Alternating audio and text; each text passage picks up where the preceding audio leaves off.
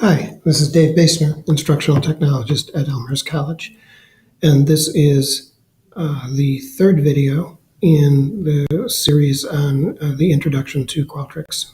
In this video, we're going to take a further look into options for multiple choice or multiple selection questions.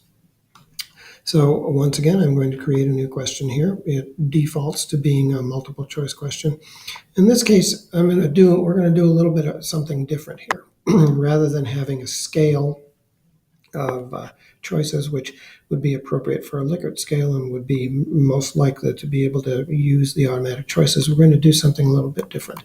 In this case, I'm going to ask the respondent, where do you live?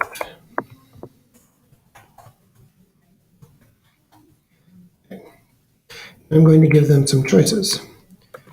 Elmhurst, Illinois, United States, Earth. Then, rather than enumerating each possible choice, perhaps people have, you will often have a question where you've got, you give them some things that you figure are likely answers, but sometimes people will have something else that you haven't anticipated, so you want them to be able to type in text, and that's what one of the things that this down arrow is here. So I'm going to just simply say, allow a text entry. And I'm going to rewrite this to say other. And because this doesn't make sense to have it be a single answer, because if you live in Elmhurst, you live in all of these other things, I'm going to change it to a multiple answer. And so that way somebody would be able to check each one of these boxes up until possibly other, who knows. Now, over here, this is the way this normally looks. Under multiple choice type questions, there's answers, and there's single answer. I've chosen multiple answer here. But as you can see, there's some other possibilities. So I can change the way this is laid out without making any changes over here, and nothing will be affected. I can change it to a drop-down list. I can change it to a select box, or I can change it to a multi-select box. So the drop-down list is just going to be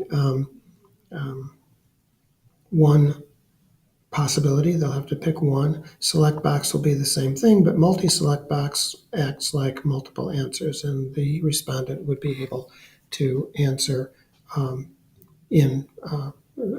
multiple of those. Some other options we want to take a look at down here is the idea of forcing response. Now, by default, your respondents do not have to answer a question. You can do the typical force response. What force response means is that they will not be able to leave the page or submit the survey, depending on how you have your survey. If it's a multi-page survey, they're going to be forced to answer a question which says force response before they can go on to later pages. If it's a single page survey, then this will prevent them from submitting it. Qualtrics provides a third sort of midpoint option, which is request response. Request response initially works like force response, so that if they have not answered a question and they attempt to leave the page or attempt to submit it, they'll get a pop-up box highlighting the question that they've missed. But instead of telling them that they have to answer this question before they can go on, it just simply asks if they could answer the question. The idea here is you don't want somebody to be forced to do it, but we all, especially in long involved surveys, it's easy for us to miss a question, which we have no problem answering, but we just didn't notice it. And so this gives you a chance to remind someone, hey, you've missed this question.